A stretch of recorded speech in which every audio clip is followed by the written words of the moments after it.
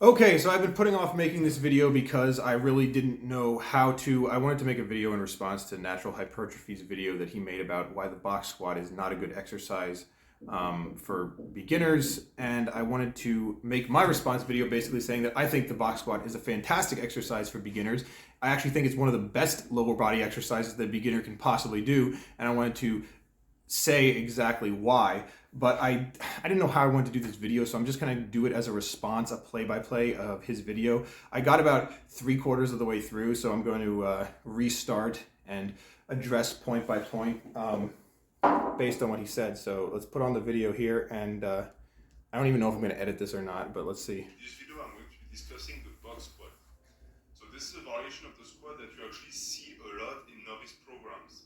And the reason why is a lot of people have that thought in their head that a box squat is actually easier, and therefore it's perceived as something that can help introduce the novice into the world of knee flexions.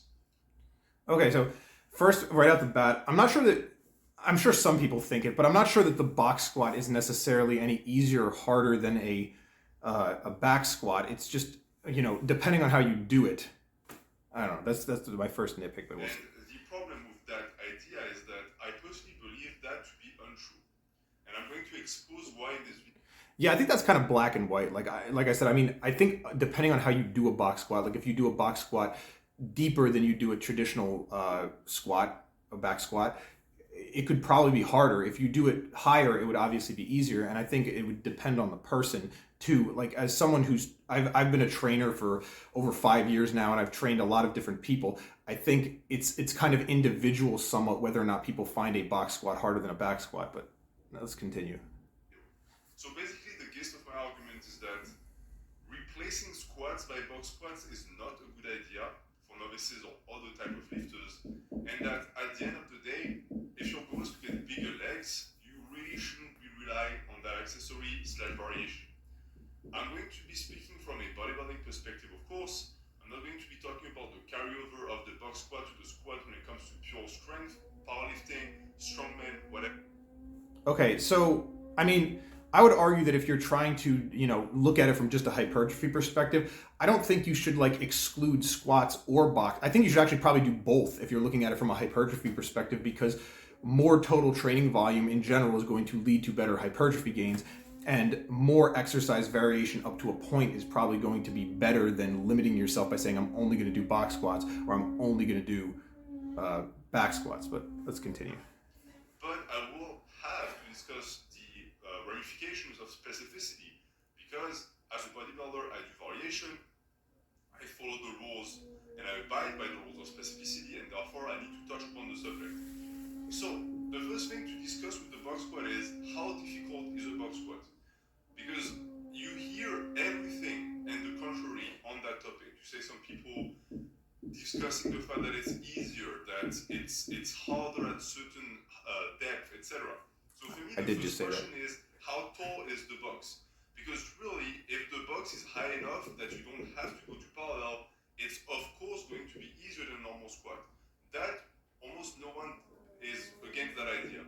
That being said, some people will have a box that is really, really small, that is way below parallel, and they'll use that and they'll say, oh, it's just as hard as a squat. I would actually argue that that's probably harder than a squat. I would argue that like if you have a box squat that's way below parallel, because I know that I can't like personally I can't box squat like below parallel. Like if I'm going to a really deep box, let's say it's like 4, 5, 6, even 6 inches below parallel. I can't box squat as much to that box as I can through a regular free weight box squat to parallel. So I would argue that it's probably actually even harder to go to a really deep box than it is to squat to parallel. But yeah. Normal squat without a box. And that's not true. And the idea to understand what the box Wait, hold on. is Let me go that back there. parallel, and they'll use that and they'll say, oh, it's just as hard as a squat, the normal squat without a box. And that's not true. And the idea to understand with the box squat is that every single time you have something to push against, it's easier. So for the squat, for a knee flexion, yes, you're going to the same depth as an ass to grass squat, but at the bottom of it, you have something to push against. Your glutes have contact area that they can push. Okay, wait, hold up. So when you're at the bottom of a squat, Okay, so when you're pushing up off a box squat, like especially if you're going to a really deep box squat, like you're using the box to kind of stop you, but you're not like pushing off of the. It's not like you have a foot coming out of your asshole that's like pushing off of the box, right? It's like you're just kind of maybe when your glutes are contracting at the bottom part for like a quarter inch there, like they're kind of like driving off the box, but like the degree to which that it's not like that's going to like it's a third leg, so it's going to like increase your squat by 30%. Like I don't. Okay, let's see where he's going with this. Understand that when you squat, you're on two anchors, which are your legs. Those are your 2 points of contact with the floor, and they are the two segments that are going to produce power. If your glutes can touch something at the bottom, that's 2 of the points of contact. That automatically makes it easier. You can argue that it's more technical, but it's easier. Wait. So the box squat is more technical and easy. Okay, I wouldn't really argue that a box squat is more technical because, like, are you going to argue that going upstairs is more technical than doing a lunge? No, because I would actually argue that actually doing a back squat is more technical than doing a box squat because you don't have like that stop that tells you when you hit depth. You kind of have to figure out and feel out what hitting proper depth feels like. And there's more balance probably involved in doing a back squat than there is in doing a box squat. So I really don't think box squats are more technical than back squats. If anything, I think it's the other way around. And then this whole thing about being able to push off with like a third, it's like you're still at the bottom for maybe like an inch or a half an inch, but you're still like the vast majority of the force is going through your legs. But whatever, let's keep going.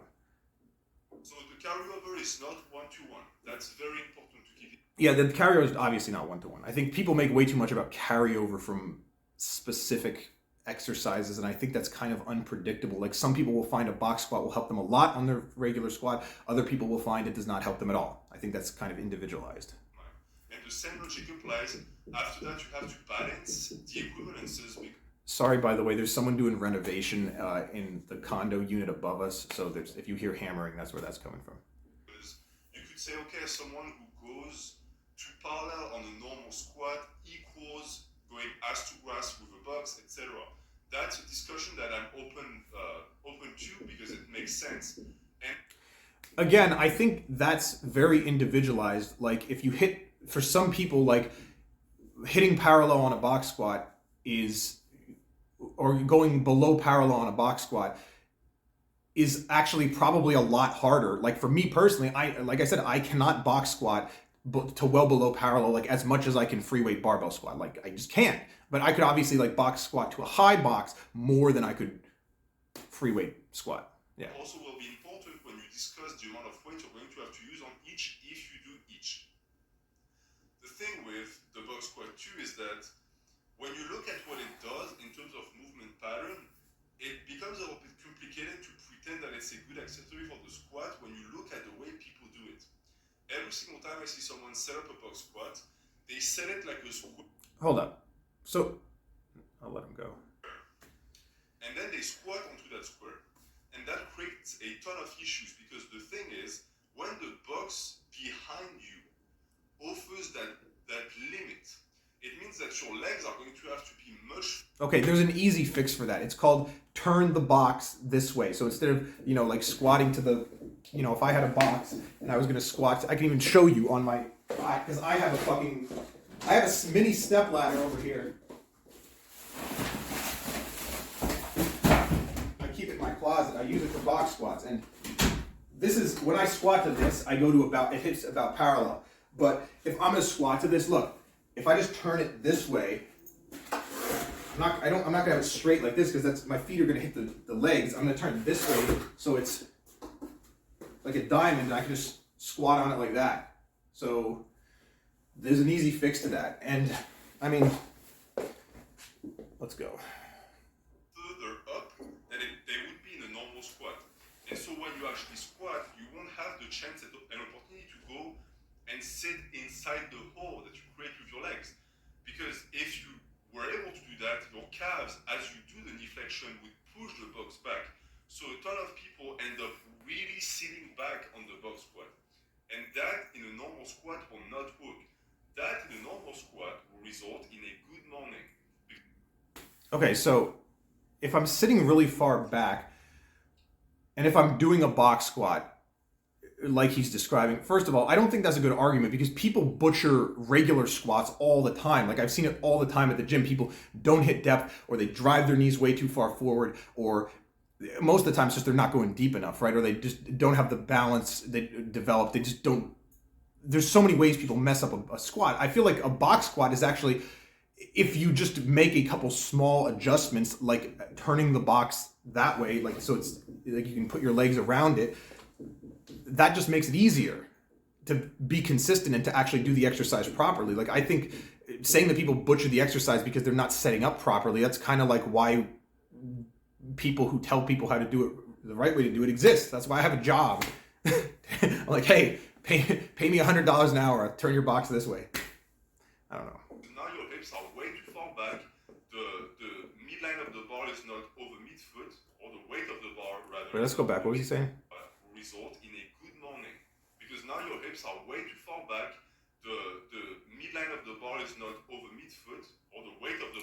So I don't know about you, but when I do good mornings, like I keep the midline of the bar over the midfoot. I mean, maybe I'm doing good mornings wrong, but like the only difference between a good morning and a squat for me is that the good morning is just I might adjust my bar position a little differently, and the good morning is just like entirely hip flexion dominant, but I'm still keeping the bar over the weight of the bar over the midfoot. I don't do a good morning with the bar like way over my toes or like way back over my heels.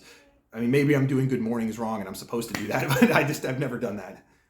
Or rather is not over midfoot, and so you tilt forward. That's a big problem, because every single time I see a novice do box squats in the gym, they do it like this. They do it in a way where they're not really using a proper form for a squat. And see, what he says there I find kind of funny, because whenever I've seen novices do box squats in the gym, the thing that they tend to do is actually driving their knees way too far forward. So I guess I could show you on the box here from a side view. The thing that I see people kind of tend to do all the time is they will like box squat like this and then be like way forward in the knees like that when they do it. I mean, I think what he's describing is he sees people like doing this, like box squatting like this. I mean, I don't really see that ever. Like I said, I much more commonly see like this type of box squatting, like staying way too far into the knees. But that's the case with regular squats too, and I see people messing them up. the worst part is a lot of people end up realizing that. They realize, okay, my feet are way too far in front of me. I need them underneath me. So what do? They widen their stance because they want to be outside of the box now. But what does that do? It makes you squat with a stance that is completely unnatural. There are very few people who can do a proper knee flexion with a very wide stance. You need to be a big dude with wide hips. If you don't, I don't really know what he means by a proper knee flexion. Your range of motion of your knee flexion, from what he describes, a wide stance is for sure probably going to be less. But like, I don't know. have that, if you're some like 5'7" dude, it doesn't carry over. You're just going to do a good morning, and that's what you see times and times again. Plus, understand that a lot of people who do squats, they do squats because they want bigger legs. Issue is, the wider you go, the less of a knee flexion you do. And I know that is widely discussed, and some people say it's not true. Some people say, I actually heard people say the box squat activates the quads more. That's simply not possible. Okay. We're talking about like muscle activation in a box squat, or I guess quad activation specifically. Like, again, if we're looking at this from a purely hypertrophy standpoint, I'm not sure that that's the most important thing, or it's definitely not the only thing that matters. Hypertrophy is complicated. Like, just because something's getting a higher level of activation does not mean that it's going to grow the muscle more. Like, there's studies where the muscle growth is not always determined specifically by EMG activation. Like, if I flex my muscle, like I just flex my bicep really hard, there's a lot of EMG activity there, but am I going to claim that that's superior to doing like a full range of motion barbell curl? Because you probably would actually not get as much EMG activity. Like the exercises that actually give you the most EMG activity are isometrics, but isometrics are not the best exercises for building muscle. So EMG activity is only a small part of the story. There's also like load and range of motion and variation, a lot of other stuff that goes into it. So like if I have lower EMG activation in a box squat or a barbell squat or whatever, if I can go through a deeper range of motion and or like add more load, it's probably going to give me superior muscle growth. But anyway. Closer your stance is going to be, the more of an inflection you'll have to go through to reach parallel, the more of a tension on the quad, the better activation. The more you widen the stance, the more you cut the range of motion, but the price to pay for that is heightened hip flexion. And so you use a lot more posterior chain and lower back. And guess what? That's already what novices would end up doing on a squat. So it's taking people.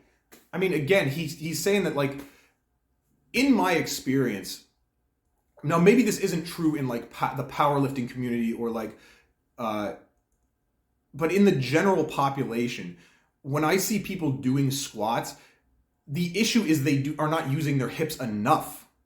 Usually the issue that I see is people are driving their knees way too far forward and they're putting way too much, and they're trying to stay way too upright when they're doing a squat, and they are not comfortable getting enough hip flexion in their squat. I don't commonly see what he's saying. Like, serious. I mean, again, maybe if you're going to a population that's very heavily biased toward people who are into strength training or powerlifting, but are novices, perhaps. But in the general population, I just do not see, as someone who's been a full-time personal trainer for over 5 years at this point, I just do not see what he's saying. Like, it's not the way it is, unless, I don't know. And I'm not saying, again, I'm not saying that my experience is representative for everyone, but I just don't see it. Maybe I'm just wrong. I don't know. Don't have the proper thoracic extension to do a proper squat, and it's putting them on a variation that is going to reinforce that habit. That is terrible. And the argument of saying, oh, well, it's because novices don't have the mobility to go to depth. Okay, but the thinking that putting a box underneath their butt to cut the range of motion short is going to fix that is just a moot point. It doesn't work like that. It would be... Okay, so first of all, I think mobility in and of itself is kind of like bullshit. Second, like, I've never had someone who I've trained who doesn't, unless they had like something like a surgery or like, you know, I don't know, ankle fusion surgery or something where they're not capable of squatting to some degree. But I think the box is actually a fantastic tool for someone's having trouble for hitting depth. Oftentimes what you have to do is you have to adjust the way they're squatting. It's not mobility, it's just that they have to adjust the way they're squatting, or maybe get more comfortable doing like a goblet squat or a front squat or a leg press or something else before they can progress to doing a back squat. But I think the box squat is actually one of the best tools for a novice like he's describing, who has trouble hitting depth or does not have the mobility to hit depth. Because if you can get them to, most people can sit in a freaking chair, right? That's basically what a box squat is. It's like sit in this chair and then stand up, right? And then you can kind of progress that box lower and lower, and that's your progressive overload. That is a super effective way for training people who are just starting out or people who are having trouble hitting depth. And I've done it before with people. It does work. Better to let the novice squat high for a few months. No. Slowly, incrementally let them go deeper and deeper and deeper with sub-maximal weight, with a pose squat, for example, even a pose squat at parallel with no box, and that would result in robust mobility over time. The box. Okay, that's a horrible. I just want to say off the top, having someone squat high on purpose, I just think is a horrible idea. And then, because again, most novices have a really poor idea of where depth actually is and if they're hitting it. And if you tell someone, okay, you're going to squat high, first of all, even getting a novice to squat and have every single rep be the same depth in like a set of 5, for example, is sometimes, unless you're right there with them, it's like an exercise in futility. Like, I've had times where I'm like, okay, send me a video of you doing squats. And this could be people who've been actually squatting for a fairly long amount of time, and like every single rep is like a different depth. Okay, so expecting a novice to like be, especially if it's not someone who you're like coaching in person, and again, if you're coaching in person, there's probably way better ways to get around this issue. Expecting a novice to be able to like determine exactly where their depth is and then hit that same depth and then progressively decrease it like over the months, I just think that is ridiculously unrealistic as someone who's, again, trained, I don't know how many people, but I've been doing this for fucking years. I just think that's ridiculously what's the word I'm looking for? Unrealistic to expect someone to be able to do that.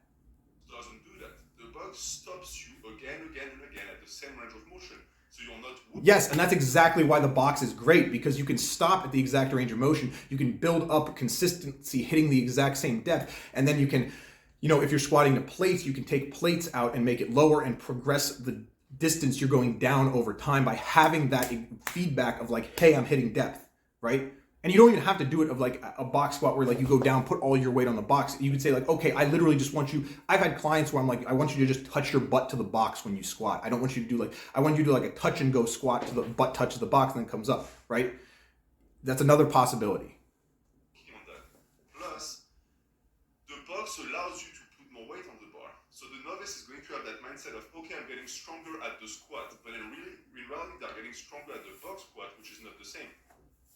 And a nice experiment to do that I'm sure a lot of novices had to go through against their will is have the novice do their box squat with that stance for a few months, then have them do a normal squat.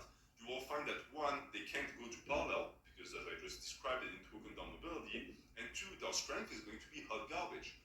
Because the issue is that the box is catching you right at the moment where the squat becomes challenging. Okay, again, he's talking about like if you have someone squat to like a really high box and then never improve their range of motion, that could happen. For sure, I can see that happening. But I think like I've done this before with many clients. I've had them squat to a box and then we kind of like slowly lower increase the range of motion, lower the height of the box, and then we have them progress to, barbell squats. And most of the time, if they're squatting to like a box that's like well below parallel and they're comfortable doing it, when I'm like, okay, now we're going to do like a little deload of your weight and we're going to bring you to the free weight squat with no box and then progress the weight up again, they have no problem hitting depth. It's way better than when we started out. And I mean, yeah, they're going to take a hit in the weight, but that's because anytime you adjust variations of exercises, you're going to take a hit in the weight. Like if you train front squats and you switch to back squats or vice versa, it's not always a one-to-one correlation. But I think what he's saying is completely backwards here. I think the box squat and using it progressively over days, weeks, months with someone who's having trouble hitting depth and then lowering the box slowly over time is one of the best ways, at least that I've ever found, to be able to consistently be able to increase someone's range of motion in the squat. Flexing your knee and going down to parallel is not the hard part of the squat. The hard part of the squat is that portion underneath, then up until the knee is past that hip angle and you can just straighten the leg. That's where the squat happens. That's the beauty of the squat. The box squat removes that. Or at least the box squat to parallel, because for now I've mostly spoken about that, the box squat to parallel. But understand that the same issue. Yeah, I mean, the box squat to parallel, it sounds like the stuff he's talking about seems like would apply to a box squat above parallel. I'm not sure if what he's talking about would even apply to a box squat to parallel. Because again, I've had people box squat to parallel, and then I'm like, okay, then we're going to switch you to conventional squat, and it works. It's fine. There's no big deal. There's no problem with that. You can do it. I've even had sometimes where I'm like, hey, you're going to do a box squat for like one day of the week, and then the next day of the week you're going to do a barbell squat. But the barbell squat is not going to be heavy. It's going to be kind of like lighter, so you can hit like really deep depth on that and just use them in tandem. Arise with a box that is below parallel to a lesser degree, but still. And an easy fix would be to simply take the box and pivot it so that it now becomes a triangle. That way you can actually have your legs on each side of the box without the necessity to go super wide. That is actually a good fix to the box squat, and yet I never see anyone talk about it. But that's good. That's a good way to fix it. You still have a lot of issues associated with the box squat still. So now that I'm such as obvious stuff that I think everyone should know before the box squat, let's talk about the less obvious things. So I discussed the fact that the box squat gives you a support. It's even more than that, because you see, I've personally noticed a certain strategy and technique that people who box squat utilize to squat when they use that equipment. They tend to sit and they rock back and then they push up. You cannot do that in a normal squat. If you ever did. Yeah, so I think he's talking about when you go down and then you kind of like sit back like this and then you go forward and then boom. Yep, some people do that. Mark Bell does that. I've seen Mark Bell do that when he box squats, and Mark Bell is a really successful powerlifter. and other stuff. But I think, again, that's a strategy for box squatting that you could use. Again, you can't do that in a back squat, but again, I wouldn't think of the back squat and the box squat as like being the same exercise. I would be like, okay, if I might actually put in someone's program, I want you to do a box squat where you actually rock back and then forward. Like that would be like a variation of the box squat that I might put in someone's program for a specific purpose. The purpose of that might be like, okay, they're having a really hard time like pausing long enough at the bottom of the box squat, and then I just want them, or maybe I just want them to do a different variation or whatever. That could be an option. But I mean, it's not really a variation I would use often, but I can think of one instance when I have done that. So, and it was basically because the person was having trouble pausing long enough at the bottom of the squat, and then eventually we got to the point where we're like, okay, now get comfortable just keeping the bar over midfoot instead of rocking back. And it was just a progression thing. But anyway. Normal squat, you would topple backwards. And so what ends up happening with them is that they go down. When their butt touches, they rock back like this. So their torso becomes fully vertical, which never happens in a squat, especially not at the bottom of the hole. Then they rock back to utilize the lower back and the glutes and the hamstrings, and they push up. This is completely unnatural, so it has no carryover to the squat. It breeds bad habits, and it's cheating because it's using the momentum of the negative to rock. I mean, again, if you were going to squat like that, but I would think of them as separate exercises. Like, I don't think anybody's going to go down to the bottom of a squat and then like rock back when they're at the bottom position because that would be stupid. And use the kinetic energy to push back up. That's the equivalent of bouncing the bar on the chest. It needs to be completely destroyed. A proper box squat is down, up. And then you have the discussion between people who do poses. My issue with pose box squats is that, again, it's not as hard as a pose squat because you have the box that you can push against to get up. And two, it sort of defeats the purpose of the box because the box is there. Use it to cut the range of motion and push off it properly. And I think that will accomplish what it's supposed to accomplish. So that's...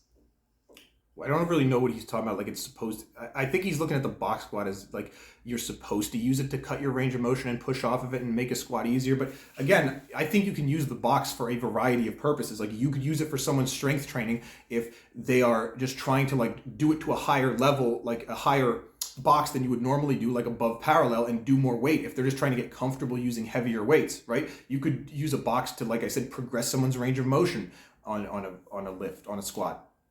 You could use a box for someone who is just wants a variation. You could adjust the foot position or the knee. You can do a lot of things with a box squat beyond just like using it as to cheat up more weight. I think that's like the most. I mean, using it like that, I would fully agree, is really stupid for a novice if they're not gonna do regular squats and they're just going to do box squats and use it for the purpose of just muscling up more weight through a reduced range of motion. That's a horrible idea. I mean, I think we can agree on that. That englobates the technique issue. Now let's talk about muscle activation, because that's the big talk of the town is some people who say the box squat uses just as many muscles. And to that I will say no, or at least not with the same weight, meaning that a proper squat without a box, even to depth with or without the box, will result in more muscle activation if the box is not used. This is scaring me every single time. And so... All right, hold on. I just got distracted there because there was there was someone playing guitar in his video. Hold on. Will result in more muscle activation if the box is not used. This is scaring me every single time. And so the real issue with that is that every study I found actually had the weight used on the box squat be higher than the one on the squat. So of course there's more muscle used because you used more weight.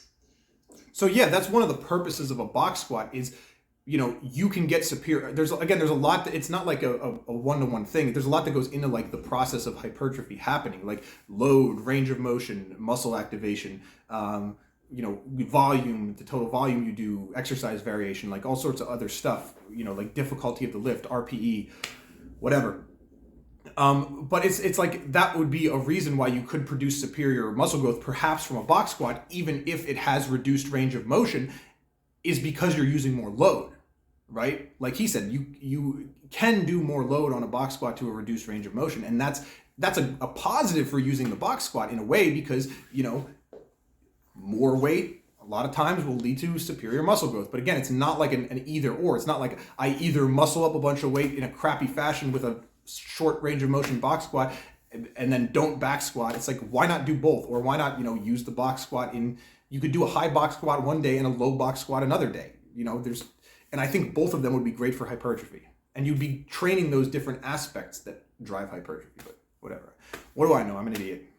Also, these studies are faulty, but our design is faulty. Oh, also, if you've ever seen like pictures in studies where they show like when they have people squat, like how they actually have them squat, I could give you a demonstration, but it's so ugly that it's not even a a lot of times when they have these people squatting and they're like, oh, they squatted to parallel, and then they show a picture of what they call parallel, and it's like the person's like 8 inches above parallel. So I wouldn't trust the standard for what they're considering a squat on these studies necessarily. So I will disregard that. What I want to discuss is the torso angle in the box squat, because the tonsil angle. It's something that I've heard also. What do you say? Is faulty. So I will disregard that. What I want to discuss is the torso angle. Oh, torso angle. Because it's something that I've heard also people say is I've heard people recommend to use a box if you good morning your squats, and that to me you couldn't give a worse advice to someone, because if anything, a box squat reinforces that, as I said before. It teaches you how to good morning because of all of the aspects I've already described. The only way to stop good morning the squat is working on technique, working on thoracic extension, and strengthening the muscles that give up and have you do that. Yeah, so I mean, I think it's technique wise, and those things that he's saying will kind of happen. You correct, and again, I don't think that I've seen people box squat in the good morning. Like I do not see people box squat like the demonstration I just gave you a little while ago. I generally do not see people box squatting to that. I see people box squatting if they're doing it really wrong, they usually drive their knees way forward and keep their torso really vertical. Again, maybe it's different at other gyms that I haven't been to, or maybe it's different in powerlifting gyms, but I think I've been a member at one powerlifting gym in my entire life, so yeah, take it as it will. Maybe our sample size or our audience that we're looking at is different. Because I'm talking like general population, which would be like 90+% of people out there that you see in a regular gym. The core of the glutes, etc. And so, in reality, when you let someone just jump on the box squat and keep putting weight on the bar, it's not really going to solve anything. It might even make it much worse. A good way to... I would fully agree with that. Like if you're literally just going to have someone box squat above parallel and not work on their form for the excuse of muscling up more weight, that's a terrible idea.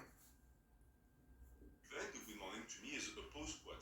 A pose squat with a 1 second pose at the bottom, then up, is going to reinforce that, because the technical... Wait, let's go back. Squat and keep putting weight on the bar, it's not really going to solve anything. It might even make it much worse. A good way to prevent the good morning to me is a pose squat.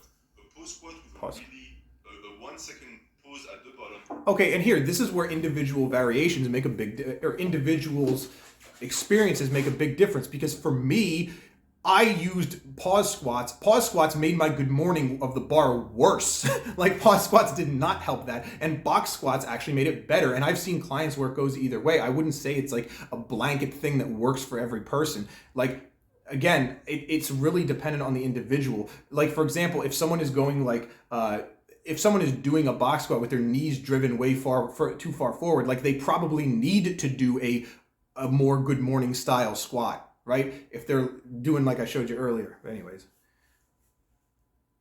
Up is going to reinforce that, because the technical portion that creates the good morning in the squat is the bottom.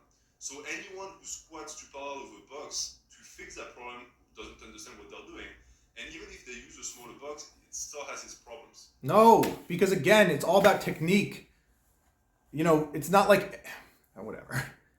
And so that's sort of my message to you, where I personally think that for bodybuilders, You can use a box. I'm not saying never use a box, but understand that you're not getting the benefits that you would from a normal squat, and that most of your variations will be without the box to start with. Hold up, but that's wrong. You get the same. What would you get out? He still haven't said like what the benefits of the regular squat are that it would get beyond the box squat. Like I don't get it. Like, because you can get all those things from a box squat if you just do a deeper box squat, or if you just adjust the way you're standing, or adjust your box positioning. So you can get the same things out of a box squat that you get out of a regular squat, and vice versa. So, yeah, why not do both? You have to keep in mind the ratio of specificity and carryover you get from that. Why do you box squats? What is the goal behind that? And if any of the goals were some that are outlined in this video, I've already explained to you that you can get better results from other means. And I'm going to actually end this video with on a positive note for the box squat, and I'm going to be talking about the one iteration of that clip that I actually like, which is the front squat with a box. The front squat with a box takes all of the disadvantages of the box squat and removes them, which are the tendency to good morning, the tendency to hit too much of a hip flexion, the fact that the strength curve is smoothened by the fact that you can push up the box, etc. All of that makes a ton of sense when applied to a front squat, because you cannot round the thoracic spine on the front squat. Unlike a back squat where you can just good morning it, if you round the upper back on the front squat, the ball will fall, box or no box. So the thoracic. That's true.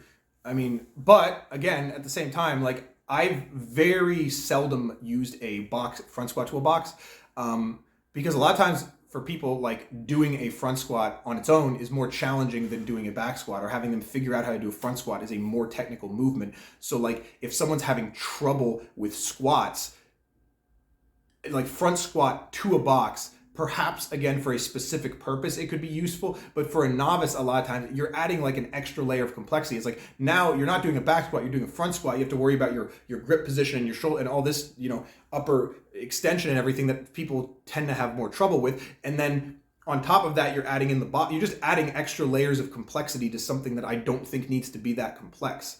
But again, I think you could use a box squat, a front squat to a box just as effectively as you could use a back squat to a box for a general hypertrophy program. Seriously, like I don't understand why one would be better or worse than the other. They're just different, and you could use them for slightly different instances. Extension will have to stay the same. And now that it cuts the range of motion, or that it makes the bottom of the range of motion easier, it is going to help you avoid the portion of the front squat that tends to be a limiting factor. But it's different than squats, because with back squats, it's a limiting factor because a lot of what is required at the bottom is tightness. In reality, it's not the strength of your legs. The strength of your legs will only be able to develop itself if you stay tight at the bottom, which a lot of people fail. They round and they just crash. It's not the same for the front squat. What is going to prevent you from pushing up at the front squat and pushing progression is the fact that any amount of rounding of the spine, or actually torso lean, results in the front rack just failing. And that is the limiting factor of the front squat always. It's never your legs. So it's a different battle altogether, because one is muscular and one is purely technical. And I think that each of them, so the position of the back squat and the front. I think he's making like, I don't think that it's always purely muscular. It's always purely technical in either instance. Like you could have a back squat issue that's technical and it's not muscular related, or you could have a front squat issue that is muscle related and it's not technique related. Like I think he's making like drawing like needless lines in the sand. Like you could use all of these exercises in the same program, and you could use them for similar to a similar effect. Like you could get maximum hypertrophy from doing like a front squat to a box combined with like a back squat, combined with like, probably want to have some single leg stuff in there too. You could probably get maximum quad growth and maybe some adductor stuff in there too. But I just don't see the need to draw these lines in the sand or to say that this is the way it is, when I've seen many examples of both sides. Share those characteristics where, to me, the position of the back squat is mostly muscular and some technique, and the position of the front squat is mostly technical and some muscle. Of course, the thoracic extension is also muscle, but it's a lot of technique. So if you can bypass that portion that forces you to lean forward and lose that bar. See, I don't get it. I do agree that the front squat's probably more technical than the back squat, but that's probably one of the reasons why I wouldn't have someone do a front squat to a box if this was their issue, because you're just adding an extra level of technique that they have to worry about to the lift. Right? I mean, although again, I could see it being used as a correction in certain instances. Like I've used front squats to pins, like a rack pin, like an Anderson squat, front squats to pins. I've used that before. To help correct an issue. So again, I don't like this like either or thing, and I don't think there's a necessity to create that distinction. It's just bounce of that box by keeping that vertical torso that the box allows you to keep, potentially by walking back a little bit after the negative. Now you're golden, because you can, one, reset, which is critical on something like the front squat, where any amount of deviation of the form and the technique is going to result in failure. And two, you can really push, which is something that the back squat gives you by default. It's always possible to push on the back squat, even if the form deteriorates. If you maintain the bar on your back, you're Gucci. But on the front squat, if that bar has slipped after a rep, it's over. The set is over. And so the box is going to help you prevent that from happening. And so that's why. I don't know. I've actually had an easier time adjusting my positioning on front squats than I do on back squats, to be honest. Like if the bar slips on the back squats, I'm like, man, I'm fucked. But if the bar slips on a rep of the front squats, I can just be like, boop, elbows up, bar back into position. I find it easier to reset on front squats. It's individual. I do them, that's why I recommend people who do front squat do box front squats at parallel, below parallel. But at parallel is my personal favorite. So that's my idea surrounding the box squat. Yeah, that's about it. So I actually might throw front squats in the, I'm not doing my own programming right now, but if I go back to doing my own program, I might throw front squats to the box on there. Or hell, they might even be coming up on the program I'm currently doing. I don't know, but he's maybe convinced me of that, because that's probably an underutilized variation of the squat. But to summarize at the end of the video, my opinion of the box squat is I think the box squat is one of the best exercises that you can do for lower body development, because it provides a standardized range of motion. I think it's especially good for novices because you can progress that range of motion and help you more comfortably hit depth on the squat. And then if and when you do transfer to doing back squats, you can then have a deeper range of motion ingrained into your muscle memory, and you can be able to hit that depth more effectively. You can also do them simultaneously with back squats in order to get the best of both worlds. I think it's a great hypertrophy exercise. I don't think EMG activation or anything like that should be taken as like this is the only thing that matters in muscle growth. And I think that a lot of people do box squats wrong, but a lot of people do back squats wrong without a box too. And it's largely technique issues and just adjusting these things that can help people get around the problems. And that's, I guess, the gist of it. I think you should do I think one of the best ways if you're stuck, if you're having trouble consistently hitting depth on squats, is to do a box squat. So, and at the end of the day, if your goals are primarily hypertrophy, you don't really need to even be doing either of these. Like you could do like leg press and leg extensions and front squats, and you could do a ton of other leg exercises that are not those and probably get maximum hypertrophy. I know a lot of people aren't going to say that, but I will go out on a limb and say that. I think you get maximal hypertrophy without doing squats. You get maximal leg growth without doing squats if you choose your other exercises carefully enough. So that's the video. I'm sorry it took so long. This is my first time ever doing anything like this, and it's honestly, I've been thinking about doing it, and I've been really nervous and unsure of how to exactly go about doing it. I hope people actually watch this video, and if you do, if you had a positive or a negative comment, leave it below. But I gotta go. I actually have an appointment in like 3 minutes, but thank you for watching. So I just wanted to add real quickly at the end here, I'm actually a fan of Natural Hypertrophy and his YouTube channel. I think the stuff he's putting out, I like the stuff he's putting out, and it's just, I wanted to make this video because it was just a difference of opinion, and I thought I'd put my opinion out there, and if he wants to look at it and reply to it, cool. If he doesn't, whatever. It's just me putting my thoughts out. So thanks for watching again.